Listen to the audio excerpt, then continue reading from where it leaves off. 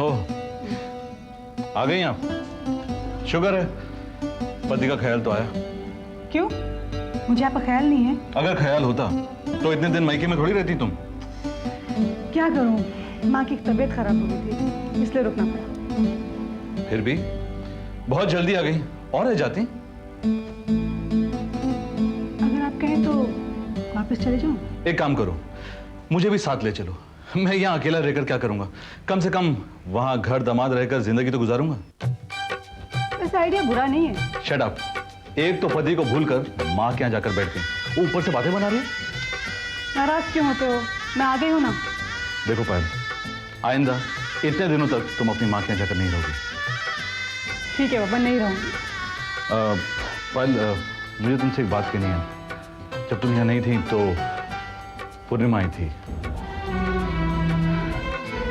तुमसे मिलने? नहीं, वो ये बताने आई थी कि धर्मेशपुरी हमारे खिलाफ कोई षड्यंत्र रच रहा है। तो वो यहाँ आकर बीमार पड़ गई। बीमार हो गई? क्या हो गया उसे? उसे फीवर हो गया था। डॉक्टर को बुलाने के लिए कहा तो उसने मना कर दिया।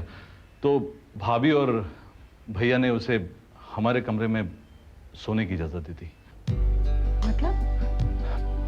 देखो पायल, मतलब ये कि तुम मेरी बात का गलत मतलब मत समझो। पहले समझ लो, सुन लो, उसके बाद फैसला करना। वो क्या था कि मैं बाहर गया था, पूर्णिमा यहाँ आई भैया से ये सब बातचीत करने के लिए। अचानक उसकी तबीयत खराब हो गई और भैया और भाभी ने उसे हमारे कमरे में सोने की इजाजत दे दी। जब मैं वापस आया तो मुझे इस बात का बहुत बुरा लगा, लेकिन मैं उसे कमरे से बाहर तो नहीं निकाल सकता था और खुद मैं आकर सोफे पर सो गया। लेकिन ये सब तुम मुझे क्यों बता रही हो? पायल, इसलिए बता रहा हूँ कि कोई और तुम्हें यहाँ आकर बात बताए। इससे पहले मैं ये चाहता हूँ कि मैं पूरी सच्चाई तुम्हें बताऊँ। सुमित, एक बात कहूँ, मैंने तुम्हें अभी बहुत अच्छी तरीके से समझ लिया है और मुझे तुम पर पूरा विश्वास है। दुनिया की कोई भी ताकत अब मुझे तुम्हारे खिलाफ भड़का नहीं सकती। सच?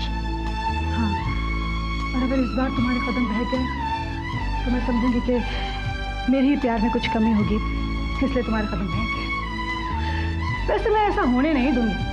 तुम्हें इतना प्यार दूंगी कि नौबत ही नहीं आएगी। फिर भी अगर मेरे कदम बह गए तो? ऐसा होएगा ही नहीं। मुझे मेरे प्यार पर पूरा भरोसा है।